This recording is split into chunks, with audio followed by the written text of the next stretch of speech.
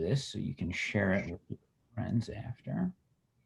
And I'm going to push us live into the Facebook group, so just bear with me.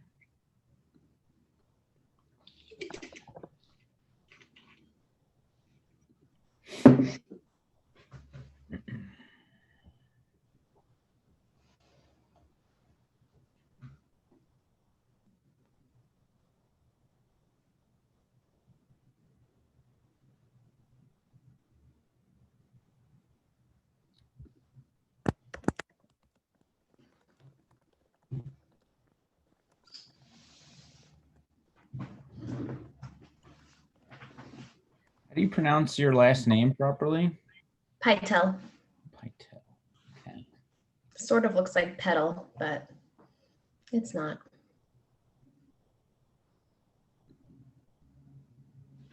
All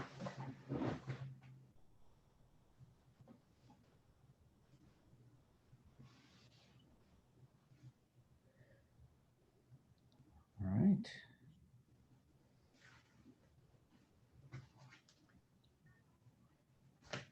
Awesome. I think we are live. So welcome, Rosie Pietal. She is one of the original members of Sense Fitness and is back for her second go around with us, I guess. And this time around, you've been with us now for over a year. So welcome. I'm excited that you're here to share a little bit about your story. So introduce yourself, say hello to, probably the one or two people that are watching this right now. Hi. Just, yeah, tell us a little bit about yourself. All right. Well, yep, Rosie Pietal. I live in the Boston area in Massachusetts. I have 3 kids, twins who are 10 and unsupervised, so hopefully they don't bust in here at any point. And my oldest is 12, and I'm a psychotherapist, so I work right now remotely from home. And yeah, I've been with you guys since I think October 2019 was when I joined back up. Yeah. And yeah, been with you guys since. Cool. So let's go back to kind of the very beginning, when we first started working together, which if my memory serves me correctly was probably spring of 2018, I think. Yeah, sounds great. What were you sort of experiencing at that point, on a personal level in terms of your weight loss and what you're trying to accomplish? I think at that point, I sort of started to see my weight climb a little bit, and I wasn't sure why. And I had seen you guys recommended on Instagram by a Weight Watchers like food blogger. And I was like, oh, I'll give this a shot. And I don't think, to be honest, I was truly ready to change at that point. I think people need to get there when they get there, and everyone does that differently. So I was with you guys until that summer. And then I was doing keto. I remember that too. And I don't think that was totally sustainable for me. I know it works for some people, but I was missing carbs. I remember trying to reintegrate cherries back into my life and asking you how to do that. So yeah, that's where I was. I was just trying to find a way to sort of get a handle on the weight gain at that point. And then I had that accident when I hurt my knee, and I tore my ACL and my meniscus and fractured my knee. And then I sort of fell off all of the things for a while. And then I came back full circle to you guys. Sure. So I think you touched on something pretty important, that you weren't necessarily ready to change at that point. What do you mean by that exactly? I think back then I was still looking for a quick fix. Not that keto is a quick fix, but I think I was looking for a program that I felt would change everything. Everything would just fall into place. I would do keto, and then I felt pretty good on it, but then I didn't feel so great on it. And I think I just wasn't ready to make a full commitment at that point. I was looking for more like short-term success, I would say. Sure. Was there something that happened down the line that gave you that sort of like aha moment, or the I guess at what moment did you notice that, you were ready for a different path, ready for change? When did that all kind of come to the forefront for you? So I would say that was probably in the pandemic. I think it started then. It was everything was so out of control and we were at home and things were different. And I think at that point, I just stopped focusing so much on the number on the scale and more like embracing my journey and where I was at. And I think I rejoined with you guys because I was turning 40 in October. And then I kept thinking, if I don't reach my weight loss goal by 40, I failed. I can't believe it. I failed. And then I was like, well, wait a minute. Why am I putting this? I think we had a conversation and you might have said, like, there's no real deadlines. You don't have to put these deadlines on yourself. And then I sort of like restructured it, and it was more of a lifestyle change versus lose as much as I could by the time I turned 40. And that clicked for me. And I turned 40 and I wasn't at my goal necessarily, but the world is still spinning on its axis and I'm still eating well and I'm still working out and I feel really good. And I think that sort of shifted my whole mindset around it. Right. Awesome. So for somebody like you, and knowing you as as much as we've gotten to know each other over the last couple of years, you're very social. You like to, I know you have like a family lunch or dinner out once per week. Yep. You're always seeing, pre-pandemic, you were seeing friends and family on almost every weekend, different activities with your kids, kept you outdoors. How was it managing pandemic life when all of those things became more difficult or not even possible in some instances?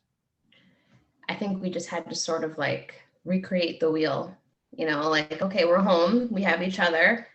We are fortunate to live in a place where we have a pretty big yard and we have a fire pit. So it's sort of just changing that mindset. Well, we can't go out to eat, but we can get takeout or make a really fun menu here, or we can entertain people outside, which we're doing today, actually. We have friends coming. My husband, I think I told you how he's found this craft for homemade pizza. So he's making that and we're having a fire and everyone's going to wear masks and be socially distant. So I think it was just getting creative, like instead of just like waving the white flag, like, well, we're all here and it's going to be terrible. It's like, no, we can still have fun and do things and be creative. So like for New Year's Eve, for example, I let the kids each choose an appetizer of, what they wanted and we still made it fun. So just trying to like think outside the box a little bit. Awesome. And how did that kind of relate to some of your food choices and how you've been able to embrace, a new style of exercise for you? What did that come from, that sense of creativity that you found during the last year? So with the exercise piece, my husband has always lifted weights and he's really enjoyed it. And I've always wanted to lift weights, but I found it very intimidating. I've gone to gyms and I've had trainers teach me how to use the machines, but then when they're not there with me and I'm surrounded by like a bunch of people I don't know, I'm super nervous and shy and I'm worried I'm doing it wrong. So when this all happened and he didn't go to the physical gym anymore, same thing. We kind of got creative and we built our garage into a pain cave. And, it's true. Sometimes I leave there and I am in pain. So it is true. And so I think it was the same thing, like, let's work out in there. And obviously I've been with Matt for 15 years and I trust him and he seems to know what he's doing. And it's, yeah, getting creative around that too. I couldn't go to the physical gym. I can still go for walks, but just trying to find stuff that we could do at home and sort of build it into our routine and habit. And also like, it makes us feel better, those endorphins, because as a therapist, a lot of people are struggling with anxiety and depression right now. Movement is medicine. Move your body, find something that you like, joyful movement. So integrating that into our routine has been huge.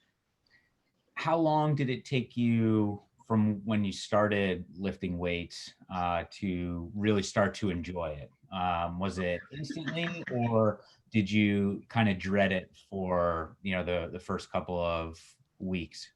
Well, it really, like, I felt like I was tearing my body apart, if that makes sense. I've never really lifted weights. So when we just had the plates before we got the power rack, I was like having a heart. I think I even said to you, I'm like, I actually can't walk. Like, I'm so sore.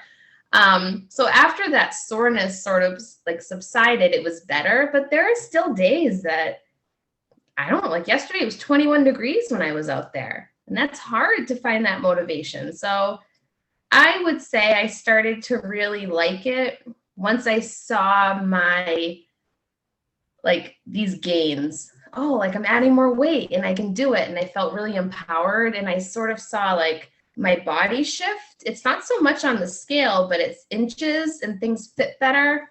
So I would say probably once we started doing like a little bit of weight more, I think it's called like incremental loading. I don't know. I don't know all of the terms, but once we started adding a little bit more and I felt like, oh, I can do this, I was really into it. But like I said, there are still days and I'm like, God, it's 21 degrees and we're going out to the cave to get it done.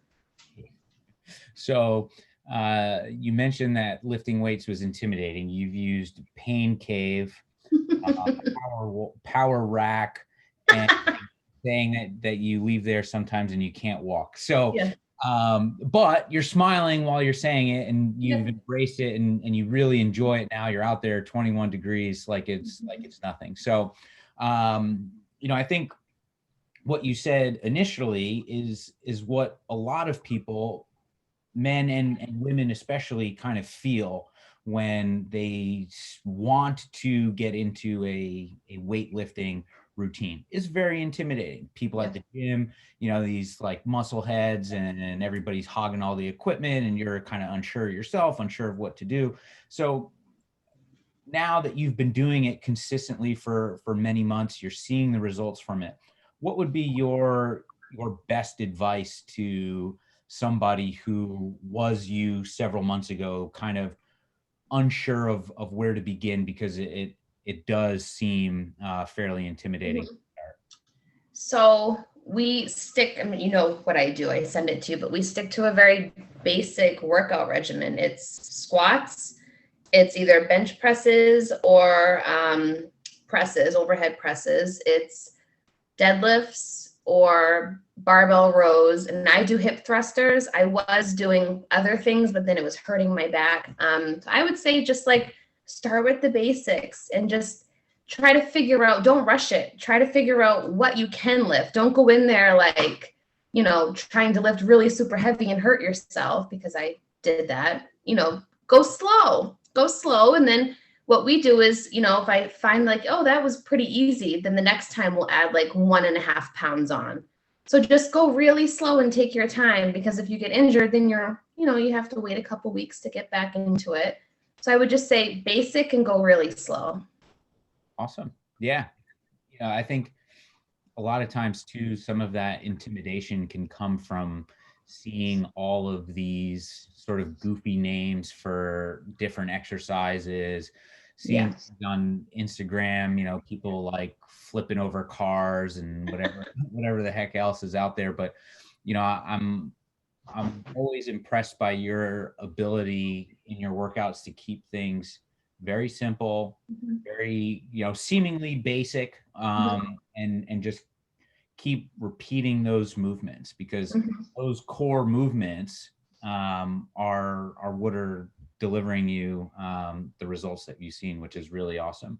Mm-hmm. Um, so how have you been able to make sure that your nutrition kind of stays in line with how you're exercising, so the two can kind of work in you? Mm-hmm. What big things have you done from a nutrition standpoint to help kind of amplify the results? Well, I'll say I probably do it differently now than I did when I first started with you, my first go around with this. Instead of looking for something where I can get kind of quick results and, see movement on the scale, instead of that, I want to eat what I like, but I want to make it fit into what makes me feel good. So for me, I have you, and like I say to my clients all the time, you could say something to me 94 times and it might not resonate with me. But that 95th time that you were like, more protein, I was like, oh, you're right, more protein. And it resonated. I feel really good on more protein. I really do. I find making meals that I like and sneaking in either collagen or protein powder and baked goods or cookies. My kids all need to bulk up a little bit. So that's fine, or more chicken or fish or, any of the things that I've done. So I try to focus now on at least getting, my minimum would be 100 grams of protein a day, ideally more than that, and try to stay within a reasonable calorie range. But I think, the protein has been big for me. It's funny because you said it so many times and it just, oh, that's fine. But then when I started doing it, I feel like really, really, really good on more protein. So that's one thing I make sure I try to hit every day. Awesome. Yeah, the meals that you put together really on a daily basis are awesome. And I think you've been really consistent with the protein for the past, several weeks and months. And, I don't think that there's been a meal that you've had that's had like less than 20 grams of protein, which is awesome. Yeah. I know we're kind of talking a lot of like mostly sunshine and rainbows with the success that you've had, but there's been some frustrating parts along the way. You mentioned it just briefly a few minutes ago with not necessarily seeing the weight on the scale coming down, and searching for a sort of quick fix so you can just see those numbers start to dive. You've worked really hard to kind of pull yourself away from the emotions around the scale. Can you talk about that a little bit and what has kind of brought about now for you not feeling so beholden to stepping on the scale multiple times a day? Yeah. So I am a recovery scale addict. I would weigh myself, multiple times a day. So I think I just had to sort of get to a place in my life where I changed my whole perspective around weight loss and healthy living and exercise. I think for so long, I was seeing things from such a binary perspective. I was black or white, all or nothing. And now it's like, well, it's okay. The scale's not going to define me. So I wouldn't tell my clients to do this. I see a lot of women who struggle with body image, but I did it differently. Instead of hiding from the scale and making it this thing that really scared me, I learned to embrace it. So now I actually weigh myself every single morning, just once, and I document it. And so it's been really good for me to see that on a day where my nutrition is like 100%, the next day I could gain 2 pounds and it'll make no reason, like no sense. I don't understand, why is this happening? Before, I would have searched for a new program. This isn't working. I need to try something else. Now I can see, okay, well, it could be, a multitude of different reasons. No big deal. And then the next day you'll see it, go down. So I've learned to just sort of follow the peaks and valleys. And I realize that weight loss isn't linear. And so being able to have that on my Fitness Pal and see, like, it's kind of crazy. It's like this, but the overall is down. So I had to just change everything. I had to get rid of deadlines. I had to get rid of pushing myself to meet my goal by a certain time and just embracing the whole process. Yeah, that's great. And, much like I've been impressed with your food and your exercise lately, I think what also really sticks out and what I've been impressed by you mostly lately has been just your willingness to try different things and your self-awareness to see, okay, like this is really working for me. I feel best here, or hey, this really isn't working for me. Let's kind of take a step back and see if we can go in a different direction. And the example that comes to mind is over the summer when you were tracking your macros, to a T every Yeah. day. Yeah. And, at a certain point, you felt like, that was becoming too much of a focus and distracting you from, uh, Yep. being social and being present with the family. And you said, okay, like this isn't what I want to do. Um, Talk about that a little bit, because I think Oh, that's a big, accomplishment on your part to try it. You were doing really well with it, but it wasn't exactly what you yeah. were looking for. No. So when I did that, I actually probably got to my lowest weight when I was doing macros. But then when I looked at everything I was giving up, it wasn't worth it. The pros versus cons list. I was like, this is crazy. I mean, I think I had this like moment in the kitchen where I was measuring out half a grape on my food scale to meet my carbs for the day. Like, what am I doing? Like, this is nonsense. So then I realized like this could cause me to spiral and go, I know how I am, and go in a direction that's not healthy for me, or I'm very obsessive. So then I took what I learned from it, which was eat high protein, have protein. They've always said, like, build your plate around, like, the protein, make protein the star. And so I started doing that. And that was much more manageable. So what that will mean is that I will hit my weight loss goal. I will definitely do it.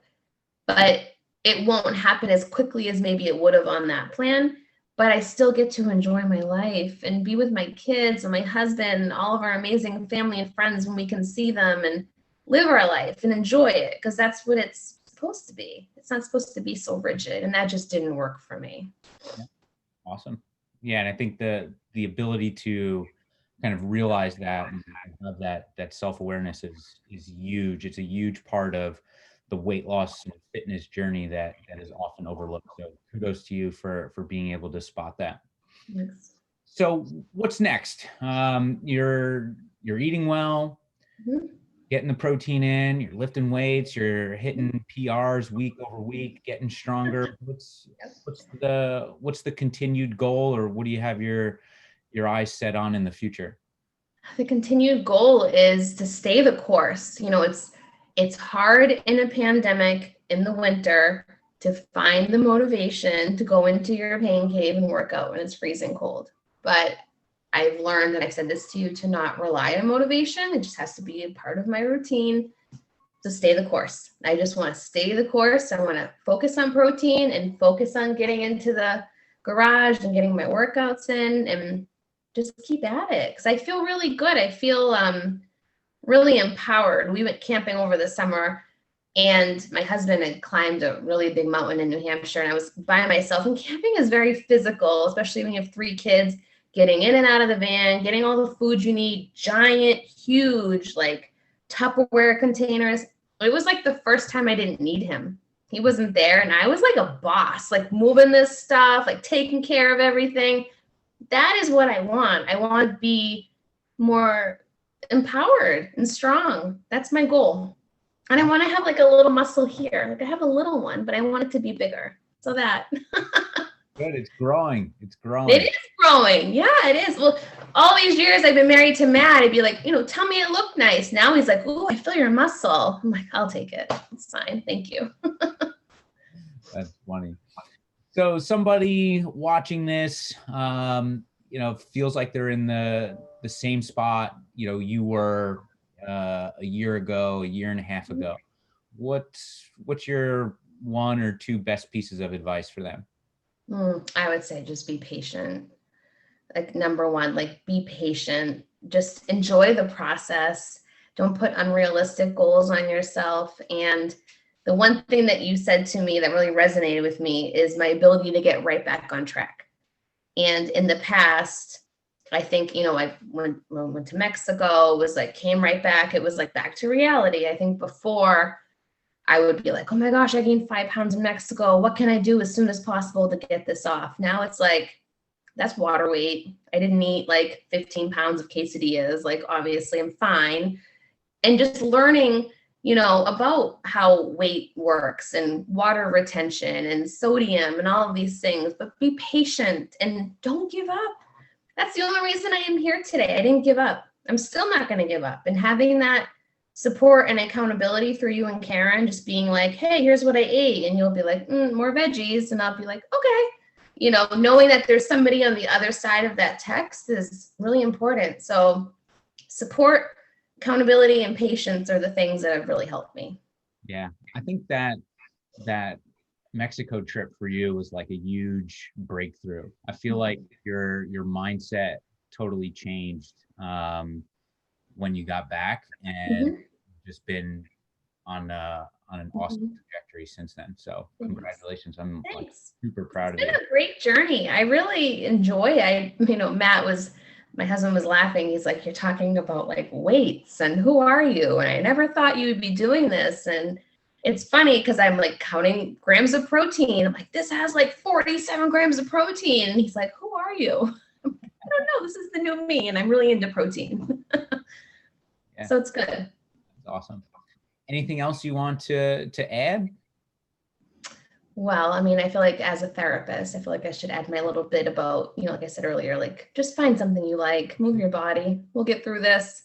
Endorphins are so important right now. And, find something you love, whether it's dancing in your kitchen or lifting weights or going for a walk, but find something you love and incorporate it into your routine. I can do it. Anyone can do it. You have some nutrition and fitness dedicated social media pages. Do you want to share the names of those so if somebody wants to follow along? Yeah. So many, many, many years ago, I started this fitness Facebook page when my regular Facebook page was all recipes I was making. And then I decided to switch it over. So it's Rosie, the fitness and food fanatic, is on Facebook. I share a lot of recipes on there.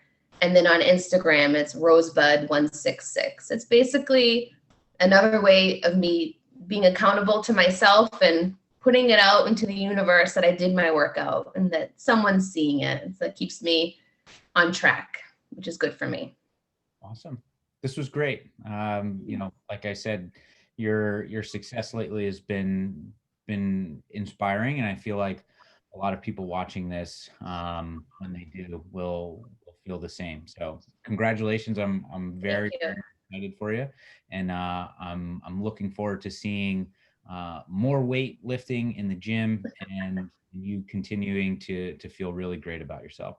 Thank you. And thank you for always being on the other end of that text message that I send out. It really helps keep me in line and accountable, and I really appreciate it. Absolutely. My pleasure. All right. Well, have a great weekend. All right. So I think I stopped broadcasting live. You did awesome. Oh my God. You did great. It's been like a big week. My best friend is interviewing me for a magazine about being a therapist. I had a photographer contact me today. Now this, my husband was like, who are you? You're a celebrity. I know. Thank you. Honestly, though, thank you so much, Jim. I think I just had to get there on my own time, but I feel like I'm there now. Good. Yeah. I think you've had a lot of really good milestones in 2020, and they're just kind of building on top of one another. So I'm excited to see your continued success.